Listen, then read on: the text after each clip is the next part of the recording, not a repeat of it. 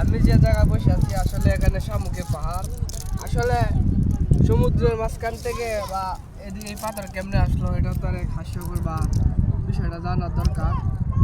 আসলে দেখেন এই মাটিগুলো আসলে ধরেন বালিগুলো ভিজার কারণে একটু আগে ধরেন যে দৈনিক 2বার তো জ্বর বাটা হয়, জ্বর বাটার সাথে আর কি এই শামুকগুলো আসছে। এখানে অসংখ্য গণতি মানে গণা শেষ করা যাবে না এই শামুক মানে কতগুলো। এগুলো ধরেন যে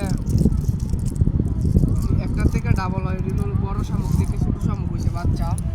আর ধরেন যে সমুদ্রে আর অন্যবার যদি কোনো সময় যদি আসে জোয়ার, যদি কোনো সময় আসে তাহলে মনে করবেন এটিগুলো আবার নিয়ে চলে যাবে, নিজে গড়তে নিয়ে যাবে। তার সাথে এগুলোটা ধরেন যে ময়লা আবর্জনা আছে, যা ধরেন যে মানুষরা যারা অনেকে দেখবেন ময়লা টয়লা রাইখা দেয় সমুদ্রের পাশে, এগুলো সব একসাথে নিয়ে যাবে। আর এগুলো নিয়ে যাবে আবার